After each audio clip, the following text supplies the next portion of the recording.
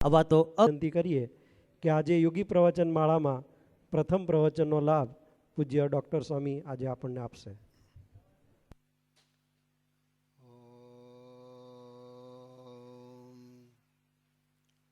ભગવતે શ્રી સ્વામિનારાયણાય નમો નમઃ.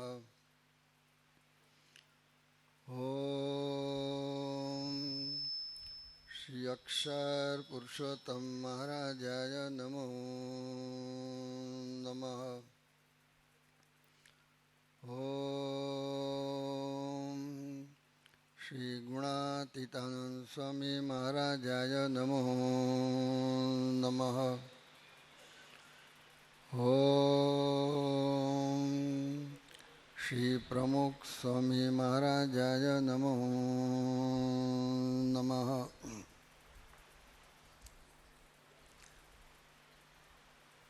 માણસ આ પૃથ્વી ઉપર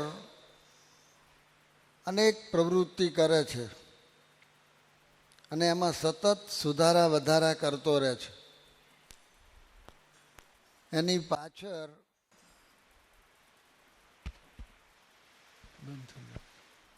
5 ઈચ્છાઓ કામ કરે છે. એક, અખંડ સુખ, અનંત સુખ, દુઃખ વગરનું સુખ.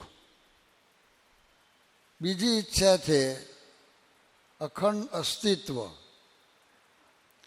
ત્રીજી ઈચ્છા છે અનંત જ્ઞાન. ચોથી ઈચ્છા છે સ્વતંત્રતા. અને 5મી ઈચ્છા છે સર્વભૌમત્વ. એટલે કે બધા પર આપણી ઉપર કોઈ. આ 5 ઈચ્છાઓ માણસને આ બધી કરવાની પ્રેરણા આપે.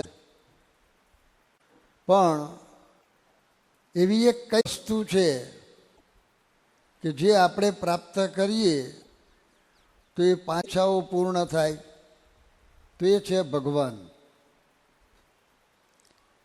વધારેમાં વધારે સુખ ભગવાનમાં છે.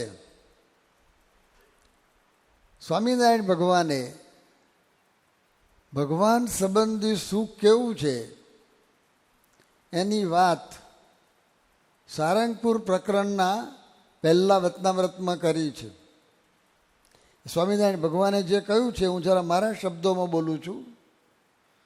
સ્વામિનારાયણ ભગવાને કહ્યું કે કોઈક માણસ અનંત કોટી બ્રહ્માંડોનો રાજા હોય, વડાપ્રધાન નહીં, રાજા, પૃથ્વીનો નહીં, બ્રહ્માંડ અને અનંત કોટી બ્રહ્માંડ. એને જે સુખ મળે એ સુખ ત્રાજવાના એક પલ્લામાં મૂકવાનું અને સામેના પલ્લાની અંદર ભગવાનનું એક રૂડું, એ રૂવાડાનો કરોડમો ભાગ મૂકવાનો. તો એ ભગવાનના એક રૂવાડાનો કરોડમો ભાગ એ અનંત કોટી બ્રહ્માંડના રાજાના સુખ કરતાં વધી જાય. આટલું ભગવાનનું સુખ છે. પણ એ ભગવાનને આપણે પ્રગટ કરવાના છે. એ આપણા હૃદયમાં જ બેઠા છે. એને પ્રગટ કરવા માટે શું કરવાનું છે? હૃદય શુદ્ધ કરવાનું છે. બીજું ઓછું વધતું એનો વાંધો નથી, પણ વધારેમાં વધારે અગત્યની વસ્તુ આ છે. સ્વામિનારાયણ ભગવાન એક વખત ભુજ પધાર્યા હતા.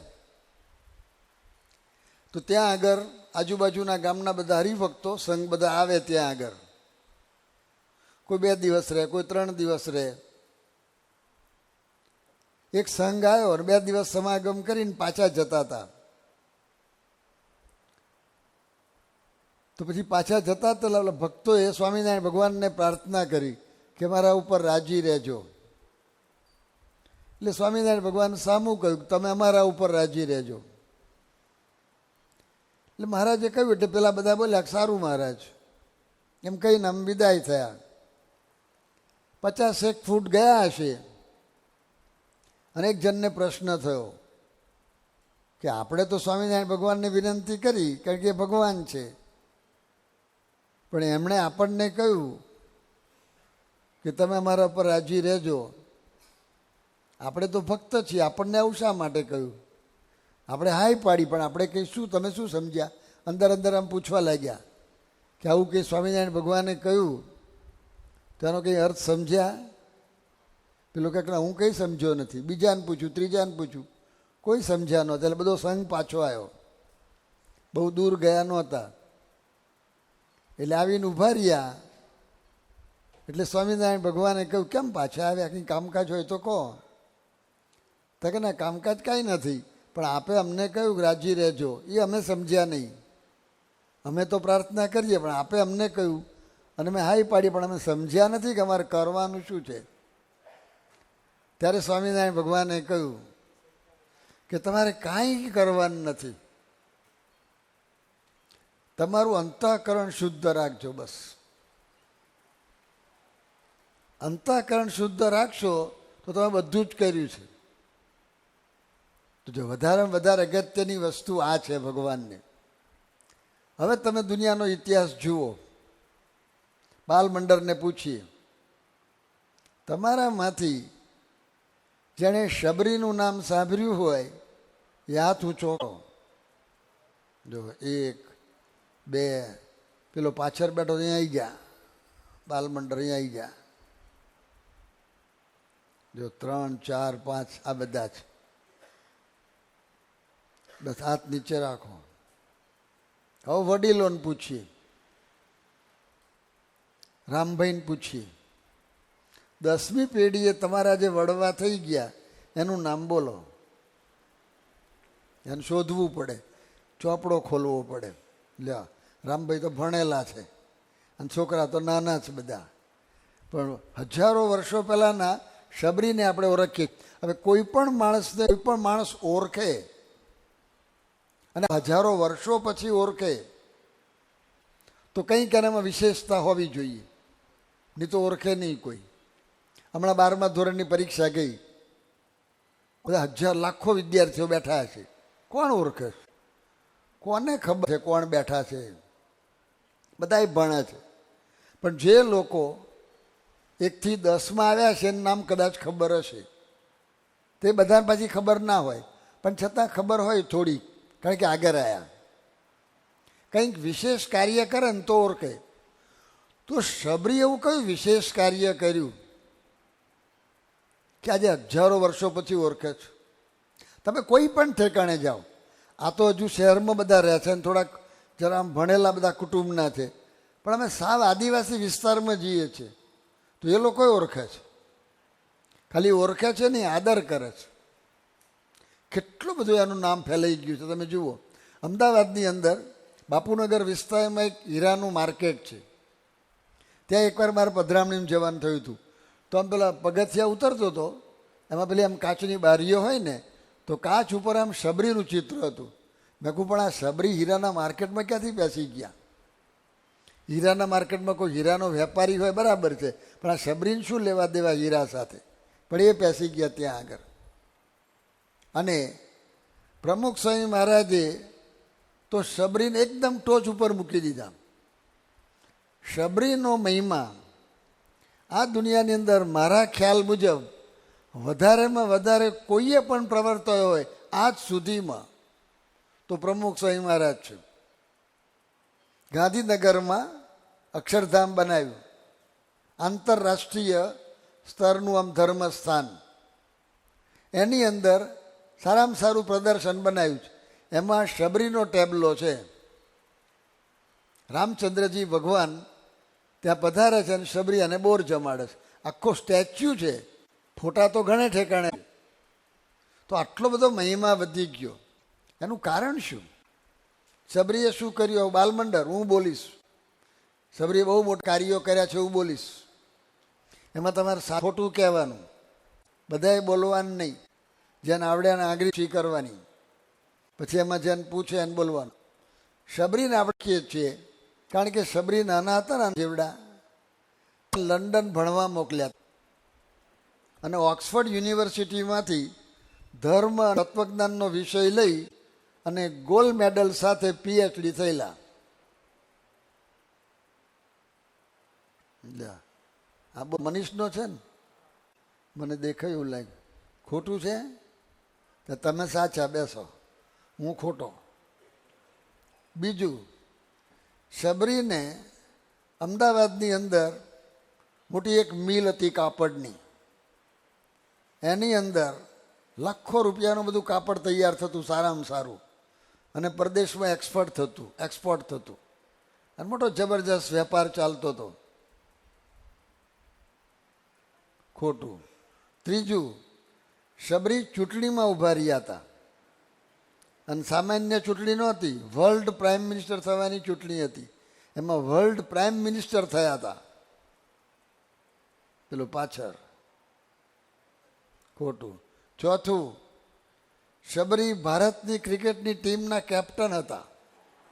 એમાં આ લોકોને બહુ રસ, એ બધા જ જાણે. લે, છેલ્લો પાછળ છેલ્લો તે. ખોટું. જો આ બધી મોટાઈ છે ને, શબરીને કોઈ મોટાઈ છે આવી? એટલે ભૌતિક રીતે તમે જુઓ ને, બધામાં 0 માર્ક મળે શબરીને. હવે ધાર્મિક રીતે લો, શબરીએ કેટલા મંદિર બાંધ્યા છે, કેટલા ગ્રંથ લખ્યા છે, કેટલી પારાયણ કરાઈ છે, કેટલા યજ્ઞ કરાયા છે, કેટલી યાત્રાઓ કરી છે? કાંઈ નહીં, બધામાં 0. છતાં કેમ આટલા બધા માણસો ઓળખે છે? શું કર્યું? કે હૃદય શુદ્ધ હતું. તો જો વધારેમાં વધારે અગત્યની વસ્તુ આ છે, પણ આ દેખાતું નથી. આપણે છે ને બધું દેખાય એમાં થોડો રસ વધારે પડે, દેખાય વસ્તુ કરવી પડે, પણ મૂળ કરવાનું આ છે, હૃદય શુદ્ધ કરવાનું છે. અત્યારે યોગી જયંતિ પર્વ ચાલે છે. યોગીજી મહારાજની એક બહુ જ મોટી વિશેષતા કોઈ હોય તો આ હતી, એનું શુદ્ધ હૃદય, તદ્દન શુદ્ધ હૃદય. 1970માં નૈરોબીની પ્રતિષ્ઠાના અનુસંધાનમાં આફ્રિકાના પ્રવાસમાં અમે માંઝા ગયા હતા. કદાચ સિટી પટેલ પણ માંઝા આવ્યા હશે, બીજા પણ કદાચ કોઈ હોય, મને ખબર નથી, પણ સિટી તો કદાચ હશે જ. માંઝાની બાજુમાં એક નેગેઝી કરીને ગામ છે, નાનું ગામડું છે, 10 કિલોમીટર દૂર છે. તો અમે ત્યાં ફરવા માટે ગયા હતા. બધો ડુંગરાળ પ્રદેશ છે. ત્યાં આમ ફરતા હતા ને એક ચર્ચ જોયું, એટલે એ ચર્ચમાં ગયા, અને ત્યાં પાદરી હતા. એટલે પાદરીને મળ્યા, બધી વાતચીત કરી એમની સાથે, થોડી આપણી વાત કરી. તો એ પાદરી છે ને ઇટાલીથી આવેલા, ડબલ ગ્રેજ્યુએટ થયેલા, અને આ જંગલ જેવા પ્રદેશની અંદર 20 વર્ષથી ધૂણી દખાવીને બેઠેલા. એવા આગળ વધેલા હતા, એમ સામાન્ય નહોતા, ભણેલા હતા. પાછા આટલા બધા દૂરથી આવીને જુદા દેશમાં રહેતા હતા. માણસને કેટલું અંદર હોય ત્યારે આ બધું થાય છે, નહીં તો થાય નહીં. પોતાના ગામમાં નથી થતું, ઠેઠ ઇટાલીથી આવવાનું. પછી અમે એમને પ્રાર્થના વિનંતી કરી કે યોગીજી મહારાજ એક મોટા સંત છે, અહીંયા આગળ માંઝામાં પધાર્યા છે, જો આપ ત્યાં આગળ આવો તો અમે રડ સંતો હતા તે વખતે, એમાં 2-4 જ અહીં ગયા હતા, બાકીના બધા સંતો ત્યાં છે. 100 જેટલા હરિભક્તો દેશમાંથી આવેલા હતા, અને 100-150 બધા આફ્રિકાના બીજા બધા રાજ્યોમાંથી આવેલા હતા, અને માંઝાના બધા. તો કે બધાને દર્શન થશે, એટલે પાદરી ત્યાં આગળ આવ્યા. યોગીજી મહારાજ આવું સ્ટેજ હતું ને ત્યાં પૂજા કરતા હતા, એટલે આમ પૂજાના થોડા દર્શન કર્યા. પછી પૂજા પૂરી થઈ એટલે યોગીજી મહારાજે એને પ્રસાદીનું પુષ્પ આપ્યું, થોડો પ્રસાદ આપ્યો, બસ આમ ખબર અંતર પૂછ્યા. કોઈ કથા વાર્તા નથી થઈ, કોઈ એવો ચમત્કાર નથી થયો, કોઈ આમ કંઈક વ્યવહારિક કે કંઈક આર્થિક ગૂંચ હોય અને કંઈક અમે એના વાર્તાલો કંઈક સ્વામી કંઈક સમાધાન કર્યું હોય એવું કાંઈ નથી. પણ એ પાદરી જ્યારે છૂટા પડ્યા ત્યારે એક વાત બોલ્યા, એક વાત એમણે કરી કે યોગીજી મહારાજને મારા વતી એટલી પ્રાર્થના કરજો કે એમનું જેવું પવિત્ર અંતઃકરણ છે એવું મારું પવિત્ર અંતઃકરણ થાય. જેને અસર પડી, એક ખ્રિસ્તી ધર્મને વરેલા માણસ, પ્રચારક, સામાન્ય નહીં, અને 20 વર્ષથી ધૂણી દખાવીને બેઠેલા એક આવા જંગલ જેવા પ્રદેશમાં, એ વ્યક્તિના હૃદય ઉપર પણ આવી અસર થઈ. શાની અસર થઈ? શુદ્ધ હૃદય. તો આ દિશાની અંદર આપણે બધાએ વિચારવાનું છે. બધું આપણે કરીએ છીએ અને કરવાનું છે. તમે બધા ગૃહસ્થ આશ્રમમાં છો, તમે વેપાર કરતા હો તો વેપાર કરવાનો છે, નોકરી કરતા હોય નોકરી કરવાની છે, ખેતી કરતા હોય ખેતી કરવાની છે, ડૉક્ટર હો તો ડૉક્ટર તરીકેનો વ્યવસાય બધું જ કરવાનું છે. અને અમે બધા ત્યાગાશ્રમમાં છીએ. અમારે કોઈક કોઠાર સંભાળે છે, તો કોઈક વળી ભંડાર સંભાળે છે, તો કોઈક વળી ગામડે વિચરણ કરે છે, તો કોઈક વળી કંઈક બીજું વાત લેખનનું કામ કરે છે. બધું કરવાનું છે આપણે. પણ અમારે ને તમારે એક વાત બધાએ આપણે કરવાની છે, અંતઃકરણ શુદ્ધ કરવાનું છે. આ કોઈ દિવસ ભૂલાવવું ન જોઈએ. તો બધા કાર્ય પહેલાં આપણા કામ સરળ થશે. આપણે જે કરવાનું છે તે. આપણી પાસે ગમે તેટલું હોય બધું, પણ અંતઃકરણ શુદ્ધ ન હોય ને સુખ નહીં આવે. આગળ વાત કરી કે સુખી થવું છે, પણ અંતઃકરણ શુદ્ધ ન હોય ને સુખ ના થાય. ધારો કે કોઈક માણસ પાસે એક 100 કરોડ રૂપિયાની મિલકત છે, 100 કરોડ રોકડા આમ બેંકમાં જમા પડ્યા છે, બંગલો ને બધું જુદું, એર કન્ડિશન બંગલો છે, સાઉન્ડ પ્રૂફ, આગળ આમ બગીચો છે, પાછળ સ્વિમિંગ પુલ છે. બંગલાની અંદર અત્યારે વિજ્ઞાનથી જે કંઈ બધું પ્રાપ્ત થઈ શકે એવી સગવડો બધી જ બંગલામાં છે. હવે કોઈ માણસ એને જુએ એમ કહે કે બહુ સુખી છે, ક્યાંક નહીં. પણ ધારો કે એ માણસની કિડનીમાં પથરી થઈ હોય તો, અને પથરી હાલે તો, તમને પથરી દેખાતી નથી પણ એને સુખ આવે? આવડી પથરી, આવડી જ નાની, એક ચણાની દાળ જેટલી હોય, પણ જો બધું સુખ લઈ લીધું. પણ તો એ પથરીની ખબર પડે, એક્સરેમાં દેખાય, કદાચ દવા આપે તો પેશાબમાં નીકળે તો એની ખબર પડે, કદાચ ઓપરેશન કરવું પડે તો ઓપરેશન એટલે પથરી દેખાય આપણને. પણ હવે આગળ જાઓ કે પથરી પણ નથી, બધું જ કંઈ નથી, પણ એને કોઈએ ગાર ભાડી કે તમે ગધેડા છો, બસ. એનો કોઈ નજીકનો પાછો સગો હોય અને પછી એ બંગલામાં જઈને બેસે ને સુખ આવશે? એ ખાવા બેસશે પણ ખાવાનું સુખ નહીં આવે. એ સુવા જશે પણ ઊંઘ નહીં આવે. તો શું થયું? મન હાલી ગયું. જો એ ગાર પડી એટલે મનની અંદર અશુદ્ધિ આવી ગઈ. ગાર બોલનાર માટે એની અંદર દ્વેષ ઊભો થઈ ગયો, એ અશુદ્ધિ આવી. પણ હવેથી આગળ જાઓ કે કોઈ ગાર પણ ભાડી નથી, કશું જ થયું નથી. કોક આઈને કે એક વર્ષ પહેલાં તમને અમેરિકાની અંદર ફલાણા ભાઈએ ગાર ભાડી હતી, એમણે તો સાંભળી જ નથી, અને એક વર્ષ પહેલાં ભાડી હતી અને અમેરિકામાં ભાડી છે, તોય સુખ નહીં આવે. જોયું? મન હાલી ગયું. તો જો અંદરની અશુદ્ધિ આવી, બહારની અશુદ્ધિ હોય તો સુખ નથી આવતું. એની આપણે બધી વ્યવસ્થા કરી. કપડાં મેલા હોય સુખ ના આવે, ઘરમાં બધું ગમે તેમ પડ્યું હોય તો સુખ ના આવે, એની બધી વ્યવસ્થા આપણે કરી. પણ અંતઃકરણની શુદ્ધિની વ્યવસ્થા નથી કરી. મોટા પુરુષોએ આ કરેલી. યોગીજી મહારાજ 1970માં લંડનમાં હતા. ત્યાં એક પ્રેસ રિપોર્ટરે યોગીજી મહારાજને પ્રશ્ન કર્યો કે તમને કોઈ દિવસ મૂંઝવણ થયેલી? અને યોગી મહારાજ આમ બેઠેલા અને આમ હાથ કર્યો કે જિંદગીમાં નહીં. હવે જુઓ તમે, મૂંઝવણ થાય એવું સંપૂર્ણ વાતાવરણ હતું, કોઈ કશું સગવડ નહોતી. યોગી મહારાજનું આખું જીવન તમે જુઓ. અત્યારે તો અમારા બધાને સગવડ છે. પહેલાં યોગીજી મહારાજ આ સત્સંગ માટે ફરતા તો ગામડે ફરવાનું હતું, તો વાહન હતા જ નહીં, ગાડામાં ફરતા. એ તો અમે યોગીજી મહારાજ સાથે ફર્યા છીએ એટલે અમને ખબર છે કે યોગી મહારાજ ગાડામાં ફરતા અને અમે ચાલતા જતા. અમારા માટે ગાડું ના હોય પાછું. નજીકનું સેન્ટર તો ચાલી નાખો, નહીં તો ટ્રેન જતી તો ટ્રેનમાં જવાનું, પણ ગાડામાં ફરતા હતા. પછી પંખા તો હતા જ નહીં. ગામડામાં ક્યાં પંખા હતા? લાઇટ જ નહોતું, ક્યાં પંખા હતા? એર કન્ડિશનની તો વાત જ ક્યાં છે? તો એ નહોતું. નદીમાં સરોવરમાં નાહવાનું હતું. લુગડા કેવા હતા? યોગીજી મહારાજના બધે આપણે જોયા છે. અત્યારે પ્રમુખ સ્વામી મહારાજને આપણે જોઈએ છે, સામાન્ય હતા, એક જ ડિઝાઇન. તમારે તો નવી ડિઝાઇન આવે એટલે એનો થોડો આનંદ આવે. અહીં કોઈ ડિઝાઇન જ નહીં, એક જ ડિઝાઇન. દીક્ષા લીધી ત્યારથી એટલે કપડાનો કોઈ આનંદ નથી. પછી દાગીનો નથી. યોગીજી મહારાજના શરીર ઉપર એક દાગીનો હતો, પિત્તરની વીંટી હતી.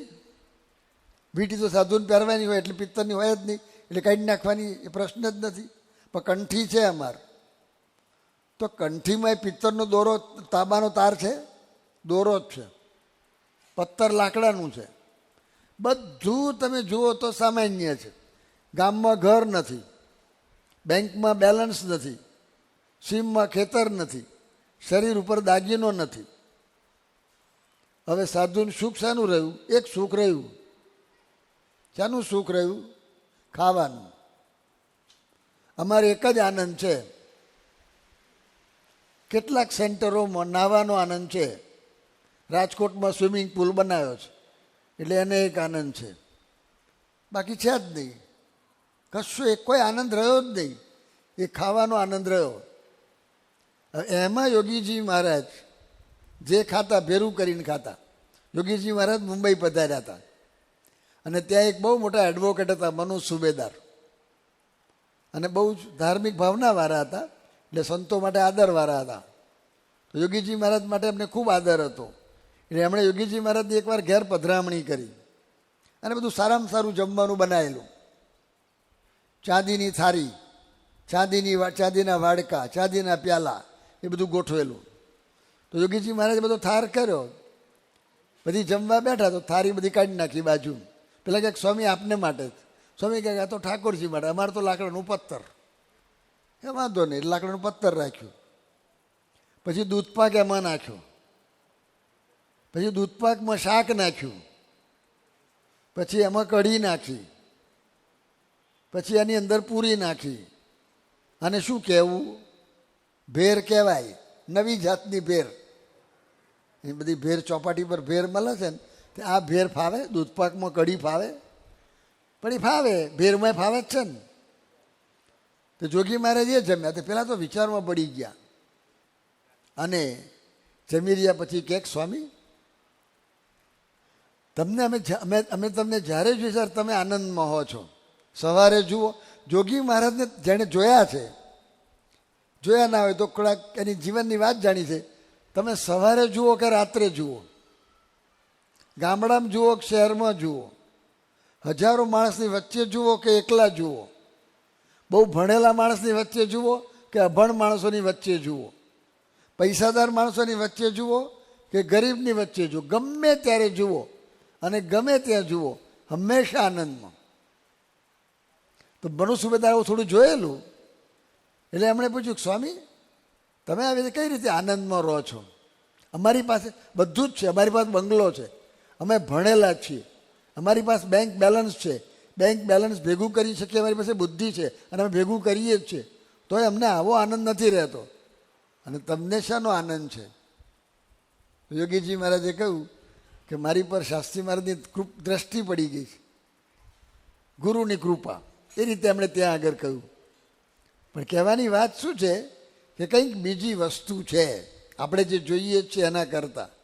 તો એ આ હૃદયની શુદ્ધિ છે. તો એમનું આવું હૃદય શુદ્ધ હતું, તો અખંડ આનંદમાં રહેતા હતા. એમ કોઈ માણસ તમે ગમે તેના જોગમાં આવજો પણ બધું હોય પણ અખંડ આનંદમાં નથી રહેવાતું. તો આનંદ રહેતા હતાનું કારણ આ હતું કે હૃદય શુદ્ધ હતું. હવે આ હૃદય કઈ રીતે શુદ્ધ થાય એના ઉપાય હું બોલું છું, મારી સાથે બધા બોલજો. સ્વામિનારાયણ હરે. હૃદય શુદ્ધ કરવાના 4 ઉપાય: સ્મરણ, સેવા, સંયમ, સત્સંગ. ભગવાનનું સ્મરણ. યોગીજી મહારાજ એમને ભગવાનનું ભજન કરવું, ભગવાનનું સ્મરણ કરવું કેટલો મહિમા હતો. યોગીજી મહારાજ એક વાત બોલતા કે ભગવાન ભજી લેવા. દિવસમાં કેટલી વાર બોલતા? કેટલીક વાર યોગીજી મહારાજ રાતે લઘુ કરવા ઉઠે, તો લઘુ કરતા હોય ને તો લઘુ કરતાં કરતાં 5-10 વખત બોલે, કોઈ સાંભળતું જ નથી. આ ઉપદેશ માટે નહોતા કરતા, જીવતા હતા. અને એમાંથી બોલાઈ જતું કે ભગવાન ભજવા, ભજી લેવા. તો આ જો જોગી મહારાજનું આ સૂત્ર હતું, તો એનાથી હૃદય શુદ્ધ થાય છે. હવે જુઓ તમે કે આ ભગવાન ભજવાથી કેટલી શુદ્ધિ થાય છે. આ વાત નાની દેખાય છે, પણ આ નાની નથી. બાલમંડળ, વાલ્મીકી ઋષિનું નામ સાંભળ્યું છે? સાંભળ્યું હોય તો હાથ ઊંચો કરો. જો ઘણા બધા છે. એ પહેલાં કોણ હતા? વાલ્મીકી ઋષિ બન્યા એ પહેલાં કોણ હતા? શું હતા? લૂંટારો. અને મહાત્મા બન્યા. એ શું બન્યા? પહેલાં શું હતા? હું બોલું છું, મારી સાથે બોલજો. ડાકુ સે મહાત્મા. બધા સાથે બોલો. ડાકુ સે મહાત્મા, ખૂની સે મુનિ, વાલિયા સે વાલ્મીકી. પણ કેવી રીતે બન્યા? હવે જુઓ તમે. કોઈ કોલેજમાં ભણવા ગયા છે? કોઈ યજ્ઞ કર્યા છે? કોઈ પારાયણ કરાઈ છે? કાંઈ નહીં. ભગવાનનું સ્મરણ. આ કેટલી મહત્વની વસ્તુ છે એ આપણને આ સમજાય છે. જે ભગવાનનું સ્મરણ આપણે કરીએ જ છીએ, શ્રીમદ ભગવદ્ ગીતામાં એને યજ્ઞ કયો છે. મોટામાં મોટો યજ્ઞ કયો છે. મોટા યજ્ઞ અશ્વમેઘ કહેવાય છે. ભગવાનનું સ્મરણ કરવું એ અશ્વમેઘ યજ્ઞ કરતાં પણ મોટી છે. શ્રી કૃષ્ણ ભગવાને કહ્યું કે યજ્ઞા નામ જગ્નોસ્મી. બધાની અંદર જપ યજ્ઞ છે, મોટામાં મોટો યજ્ઞ છે તે ભગવાનનું સ્મરણ. હવે માર્ગે આપણે બધા ચાલ્યા જ છીએ, પણ એ ભગવાનનું સ્મરણ જે આપણે કરીએ જ છીએ એમાં હવે સુધારો કરવાનો છે. બધા જ કરે છે. બાલમંડળ બધાય કરે, તમે મોટા બધાય કરો છો. હવે બાલમંડળમાંથી જે રમતા હોય એ ઊભા થાઓ.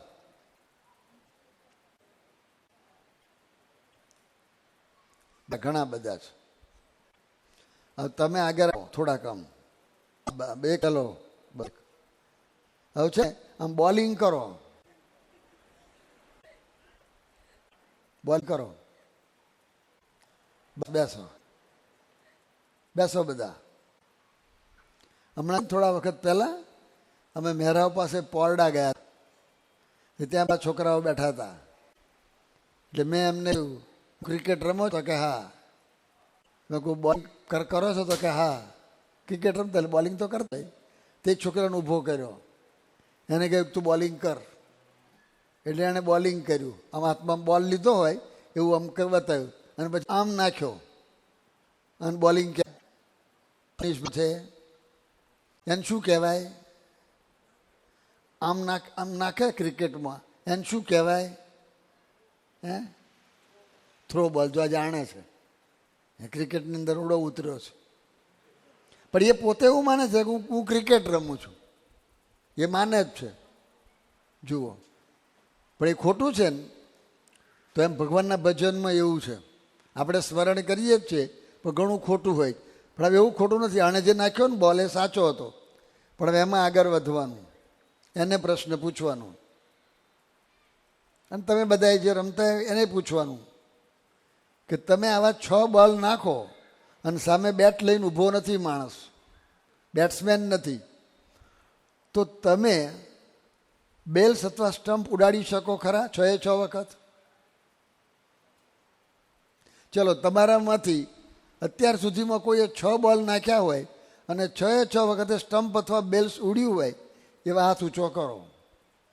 ચલો, વાત તમારી વાત જવા દો. કોઈને તમે જોયો હોય તો હાથ ઊંચો કરો, અથવા જાણ્યો હોય તો હાથ ઊંચો કરો. જો ક્રિકેટ રમે છે પણ જુદું છે. પણ કદાચ કોક નાખે અને ધારો કે બેલ્સ ઉડે અથવા સ્ટમ્પ ઉડે, પણ વતલું સ્ટમ્પ નીચેથી ઉડે એવા બોલર કેટલા?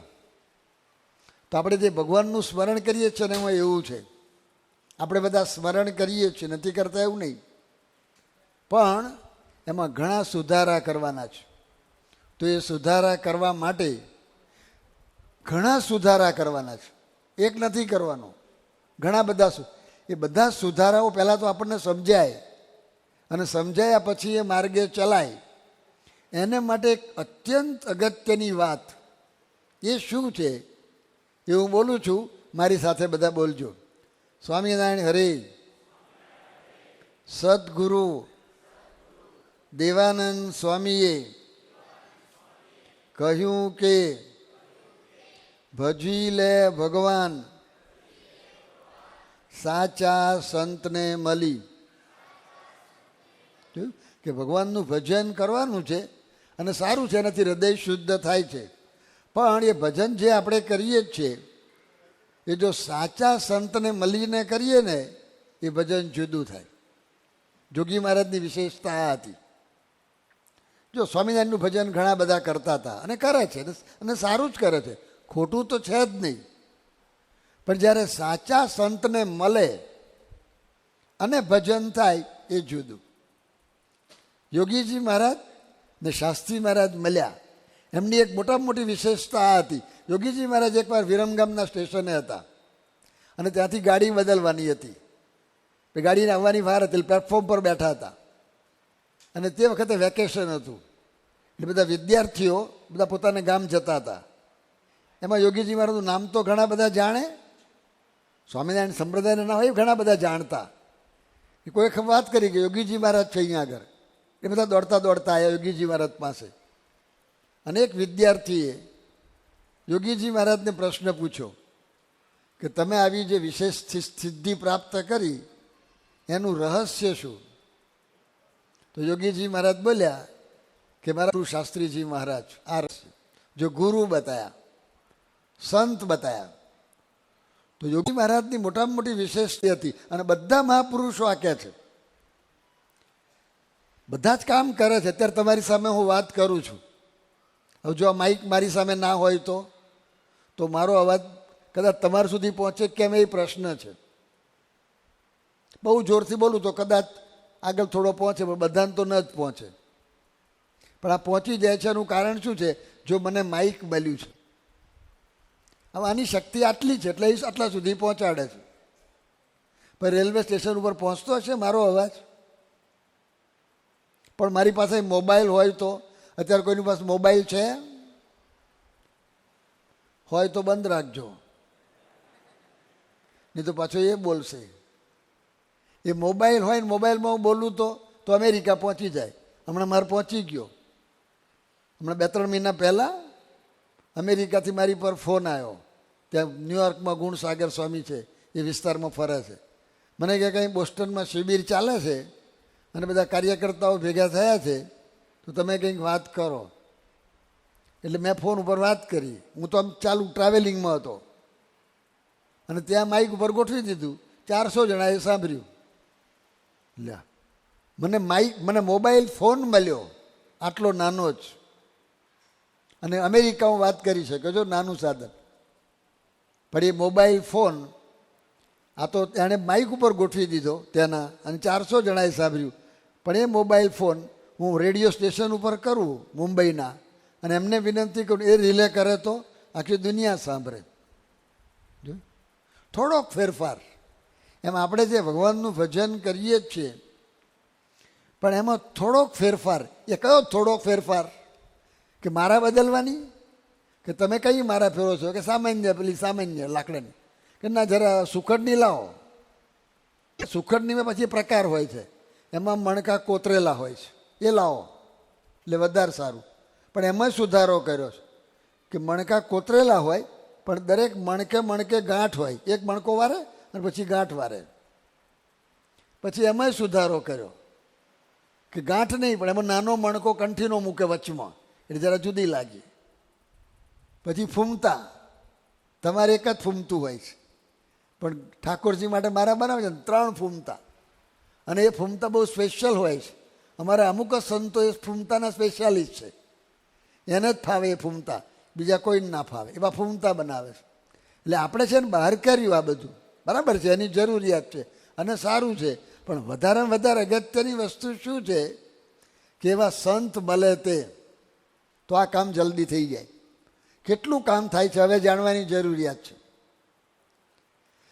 તો એક લોંગ ફેલો નામના ચિંતક થઈ ગયા, એમણે લખ્યું છે, a single conversation across the table with a wise man is more than 10 years of mere study of books.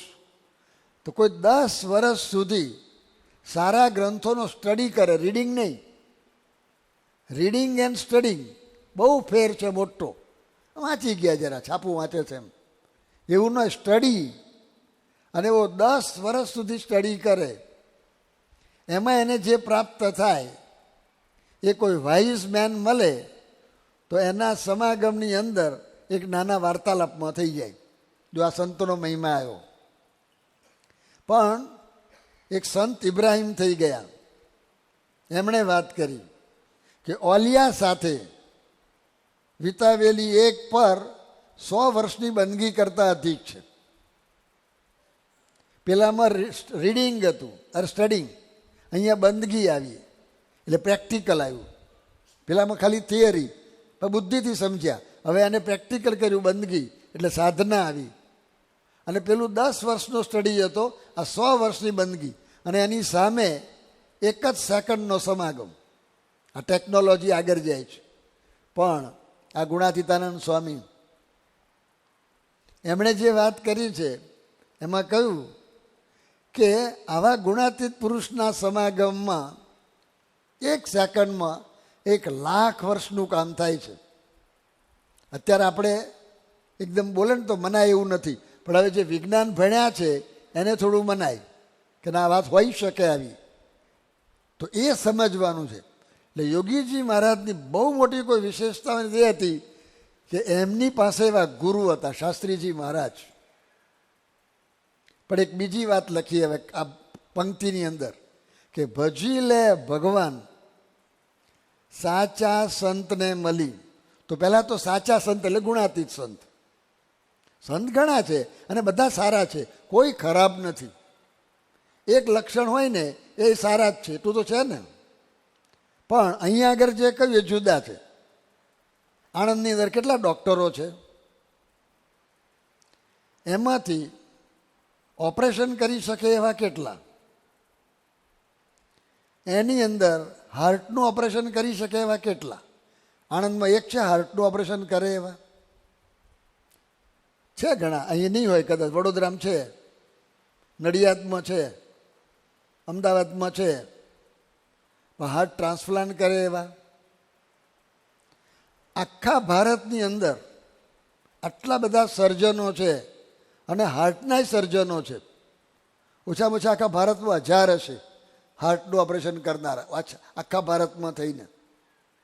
પણ હાર્ટ ટ્રાન્સપ્લાન્ટ કરે એવા અત્યાર સુધીમાં ભારતની અંદર હાર્ટ ટ્રાન્સપ્લાન્ટના 2 ઓપરેશન થયા છે, ફક્ત 2 જ. આજથી લગભગ 20 વર્ષ પહેલાં ડૉક્ટર સેને મુંબઈમાં કરેલું. ત્યાર પછી હમણાં લગભગ 15 વર્ષ પહેલાંના, અને એ મુંબઈવાળો દર્દી તો ધામમાં ગયેલો, પણ હમણાં 15 વર્ષ પહેલાં ડૉક્ટર વેણુગોપાલે દિલ્હીમાં કર્યું. એ દર્દી જીવે છે. એટલે અત્યારે એક જ ઓપરેશન કહેવાય આમ તો અત્યાર સુધી. ડૉક્ટરો ઘણા છે, પણ હાર્ટ ટ્રાન્સપ્લાન્ટ કરે એવા કેટલા? એમ સાચા એટલે ગુણાતીત, એટલે હાર્ટ ટ્રાન્સપ્લાન્ટ કરે એવા સંત કેટલા? એ બહુ મહત્વનું છે. તો શાસ્ત્રી મહારાજ એવા પુરુષ હતા,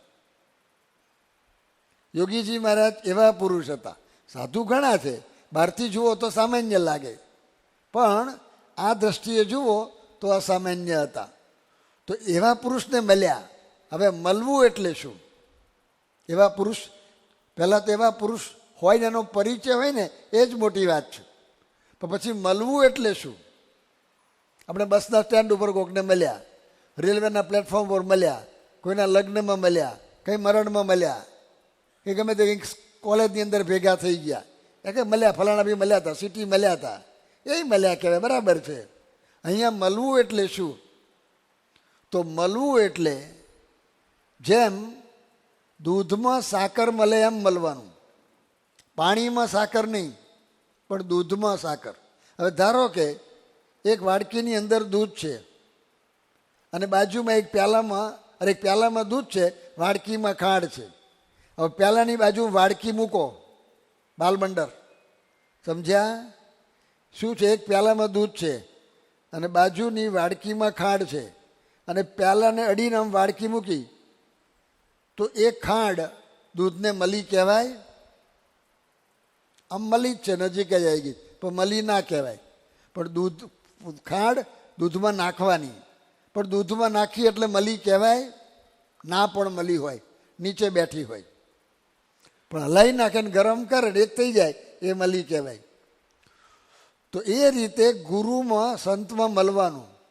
તો યોગીજી મહારાજ ને શાસ્ત્રી મહારાજ તો મળ્યા હતા, અને શાસ્ત્રી મહારાજ ઘણા બધાને મળ્યા હતા, બધા મળ્યા હતા અને બધા સેવા કરતા હતા.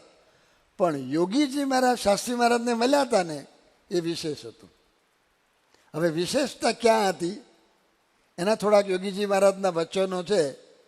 તો યોગીજી મહારાજ એક વાત કરી કે શાસ્ત્રીજી મહારાજ મને કોઈ આજ્ઞા કરે કે આ સેવા કરવાની છે, તો મને એટલો ઉત્સાહ થાય, એટલો થાય કે વર્ષો સુધી હું કર્યા જ કરું. અને એ રીતે વર્ત્યા છે. કોઈ દિવસ ફેર પડ્યો, એક જ વાર કહેવું પડે. પછી નવી આજ્ઞા બદલાય તો જુદી બાબત. એમને કહ્યું કે આ રૂમ વારવાની છે, પછી એમાં ફેરફાર નહીં. ગોંડલની અંદર યોગીજી મહારાજને આદેશ આપ્યો કે તમારે અહીં રહેવાનું, આ મંદિરના બાંધકામનું બધું જોવાનું, આ કડિયા મજૂર હોય એની બધી સરભરા સેવા કરવાની. કોઈ દાડો ફેર પડ્યો નથી, કોઈની ફરિયાદ નહીં. જોગી મહારાજે કોઈની ફરિયાદ કરી નથી, અને જોગી મહારાજ વિશે કોઈએ ફરિયાદ કરી નથી કે મને આમ ના સાચું. કાંઈ નહીં, સેવા સખત સેવા કર્યા જ રાખી, જોઈ લો. કોઈ વચનમાં ફેરફાર નહીં. આપણે ફેરફાર થઈ જાય, કોઈક વાર થાય, કોઈક વાર ના થાય, કોઈક વાર મોડું થાય, કોઈક વાર વહેલું થાય, જરાય ફેરફાર નહીં. આ બધો ફેર પડે છે. હવે જુઓ, આ ક્રિકેટમાં છે એવું, બધાય ક્રિકેટ રમે છે, અહીં કેટલાય રમે છે, પણ સચિન તેંડુલકર રમે છે એ જુદું છે. સચિન તેંડુલકરને હમણાં ખાલી જાહેરાતનો, રમવાનું નહીં, જાહેરાતનો 180 કરોડનો કોન્ટ્રાક્ટ કર્યો, ખાલી જાહેરાત કરવાની. એમ કે આમ પેલી કોકો કોલા લે અને આમ પીતો એનો ફોટો પાડે, એવું બધું હોય જાહેરાતમાં. એનો 180 કરોડનો. શાને માટે? ક્રિકેટ રમે છે. પણ ક્રિકેટ તો તમે રમો છો, હું રમતો હતો, પણ આ જુદું છે. એમ આપણે સમાગમ કરીએ જ છીએ, ભજન કરીએ જ છીએ, અને સારું જ કરીએ જ છીએ, પણ આ ભૂમિકામાં આપણે જવાનું છે. યોગીજી મહારાજ આ રીતે કર્યું છે કે એને શાસ્ત્રી મહારાજ આ રીતે જોડાયેલા હતા. હવે શાસ્ત્રી મહારાજ આ રીતે જોડાયેલા હતા, એની બીજી વાત યોગીજી મહારાજે કરી છે કે શાસ્ત્રી મહારાજ આમ દર્શન થાય ને તો આમ ચહ સુખ આવે. કંઈ બોલતા નથી, કંઈ પ્રવચન કરતા નથી, કશું આપતા નથી, કશું લેતા નથી, પણ એમને એમ સુખ આવે. આ જોડાણ હતું. જે વ્યક્તિમાં તમને અત્યંત હેત હોય ને તો એવું થશે. જોજો, ગમે તે તમારો દીકરો હોય ને, પણ તમને એનો હેત હોય ને તો તમને એમ જોવાનું સુખ આવે, કશું તમને આપતો ના હોય તોય તમને સુખ આવે. તો યોગી મહારાજને શાસ્ત્રી મહારાજને એવું જોડાણ હતું. આ શબ્દ યોગીજી મહારાજ બોલ્યા છે. ત્રીજી વાત યોગીજી મહારાજ બોલ્યા છે કે હું કાગળ લખતો હોઉં અને આખો કાગળ લખાઈ ગયો હોય, એડ્રેસ થઈ ગયું હોય અને સહી કરી હોય, એમ અને જો સ્વામી સહી કરતા કે લિખિતન સાધુ જ્ઞાન જીવનદાસજીના જય સ્વામિનારાયણ. હવે જ્ઞાન જીવનદાસજીના લખાઈ ગયું હોય અને જય સ્વામિનારાયણ લખવાનું બાકી હોય, અને કોઈ આવીને કહે કે શાસ્ત્રી મહારાજ બોલાવે છે, તો સ્વામી પેન મૂકી દે અને કાગળ મૂકી દે. આ જોડાણ. થોડોક ફરક આ જાણવાનું છે. આના પર શાસ્ત્રી મહારાજ એક દ્રષ્ટાંત આપતા હતા. આ હાયર સાધના, ગુરુમાં જોડાણ કેવું કરવાનું છે એનું દ્રષ્ટાંત શાસ્ત્રી મહારાજ આપતા હતા. બનેલી વાત કંઈક હશે. તો એક ગામની અંદર ત્યાં પૂર આવ્યું, નદીમાં, નદીને કિનારે છે ને પૂર આવ્યું. તો પૂર એવું આવતું ગયું આમ કે ગામ લોકોને લાગ્યું કે હવે ગામ તણાઈ જશે, કે હવે તો ગયા બધા. પણ એમાં એક કોઈક જરા જાણકાર માણસ હતા, એણે કહ્યું કે જો કોઈક પતિવ્રતા સ્ત્રી હોય અને આ નદીને વધાવે તો આ પાણી બેસી જાય. કે તો પતિવ્રતા કોણ છે? તો કે આ ફલાણા બહેન પતિવ્રતા છે. એટલે એમની પાસે ગયા. એમને કહ્યું કે બેન આવી તકલીફ થઈ છે અને હવે તમે પતિવ્રતા તરીકે બહુ તમારું નામ બહુ આગળ છે, તમે નદીને વધાવો. એણે કહ્યું કે હું વધાવીશ, મને વાંધો નથી, પણ કે મારા કરતાં મારી બહેનને લઈ જાઓ, એ વધારે મારા કરતાં આગળ છે. એટલે નાના બહેનને લઈ ગયા.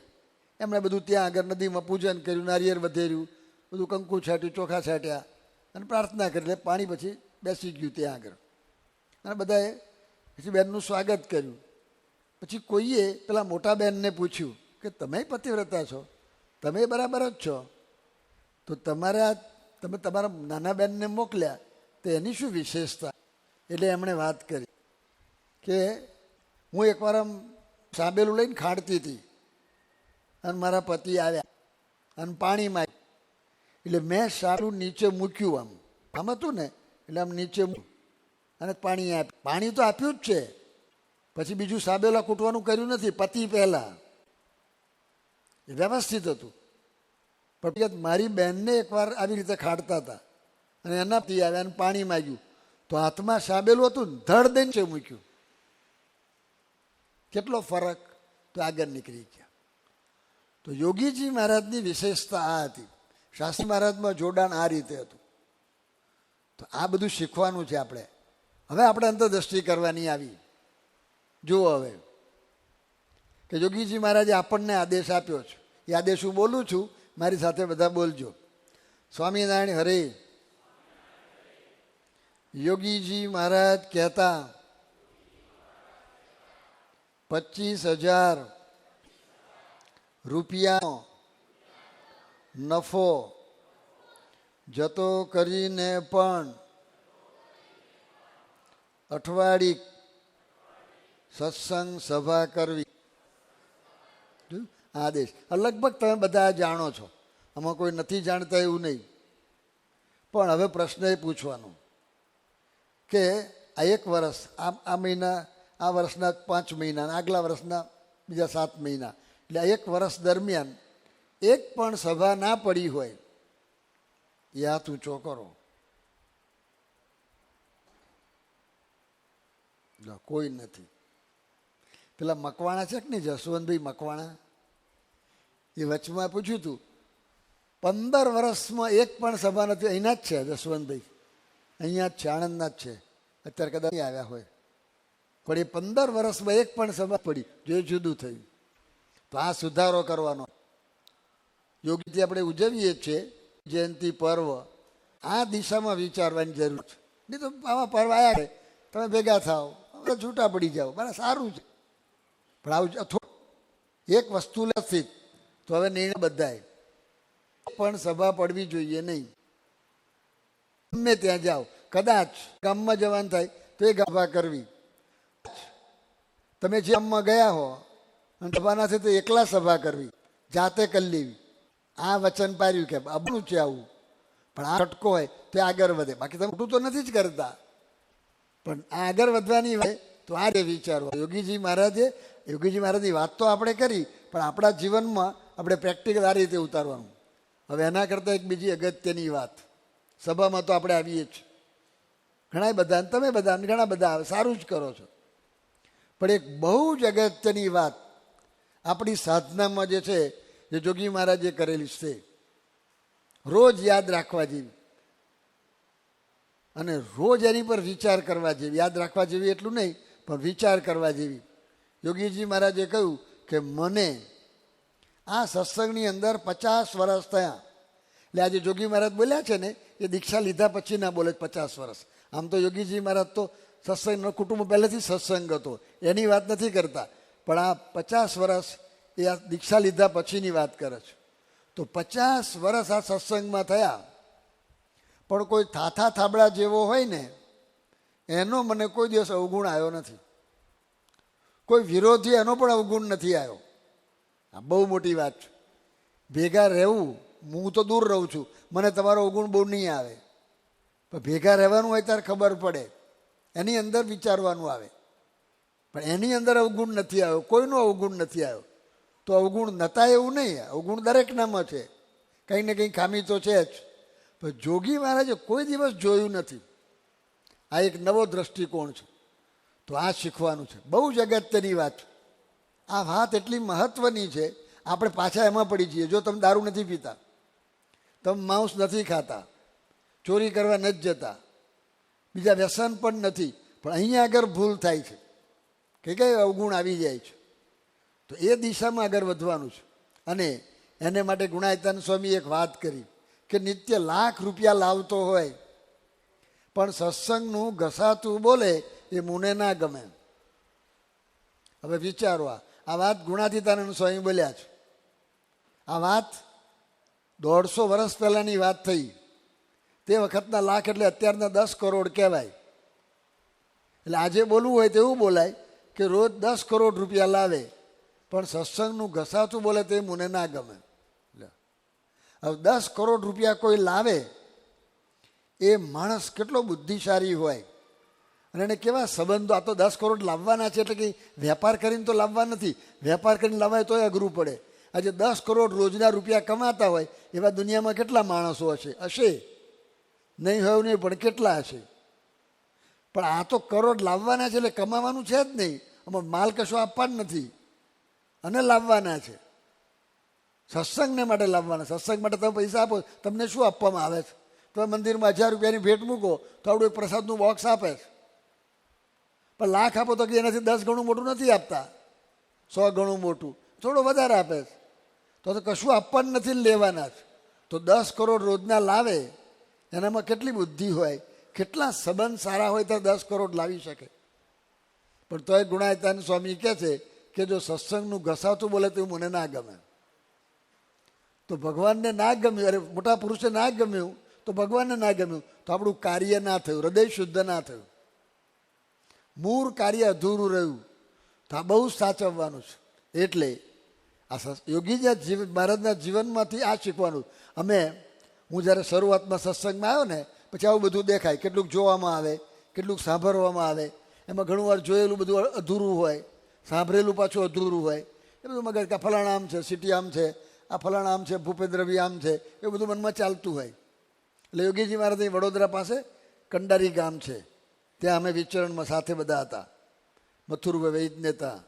તો મેં યોગીજી મહારાજને કહ્યું મેં થોડી ખાનગીમાં વાત કરવી છે. મને કહે ચાલો. એટલે અંદર રૂમમાં લઈ ગયા.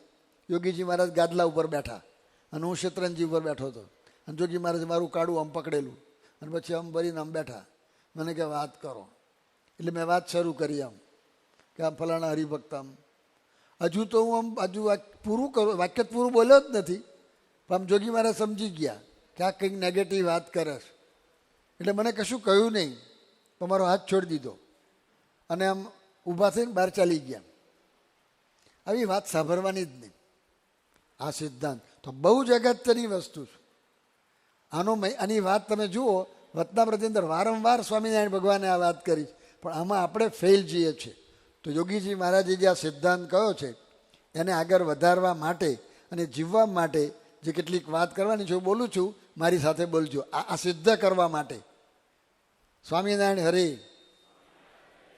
હું દરેક સ્તરે, દરેક સમયે, દરેકમાં ગુણ જોઈશ, ગુણ સાંભળીશ, ગુણ કહીશ, ગુણ લખીશ, ગુણની ચર્ચા કરીશ, ગુણ વિચારીશ.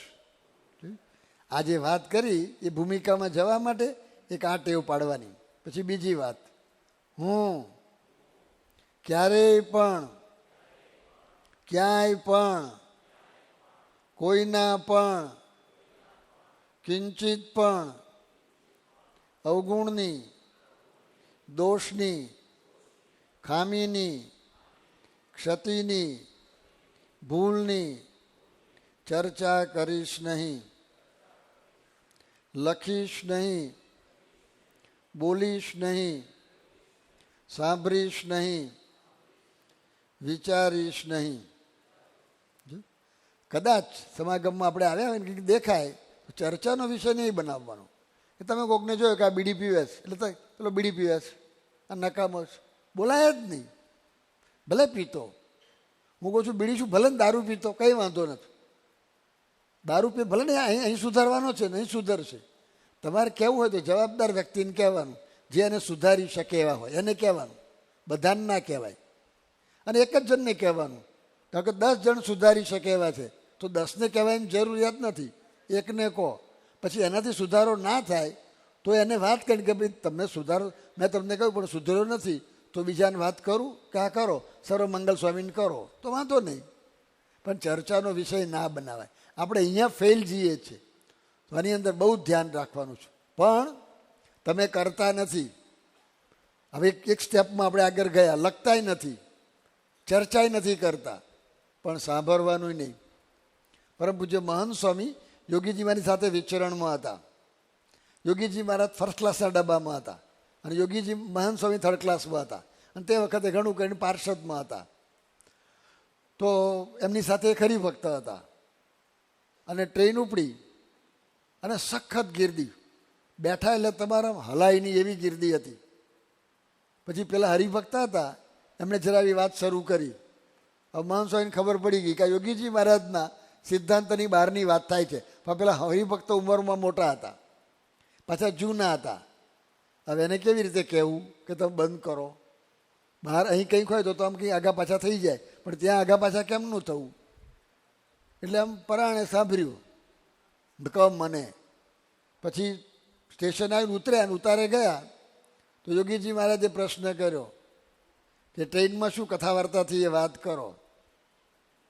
હવે આ કથા વાર્તા કેવી? એટલે યોગી મહંત સ્વામી કહ્યું સ્વામી આવી વાત થઈ. તો યોગીજી મહારાજ કે 2 ઉપવાસ, 2 નિર્જરા, અને આવા ગરમીના દિવસો હતા. 2 પાછા કેવા કે આજે કર્યો પછી 2 દિવસ જમવાનું, એવું નહીં આજે ને કાલે ભેગા 2 એટલે અઘરું પડે ને. 2 નિર્જરા ઉપવાસ આપ્યા આટલી ભૂલમાં તો સાંભળવાનું નહીં. પણ હજુ આપણે આગળ જવાનું છે. આ બધી ભૂમિકાઓ છે દરેકની આગળ જવાની. એમાં શું છે? વિચારવાનું નહીં. અને ક્યાં સુધી આપણે પહોંચવાનું છે?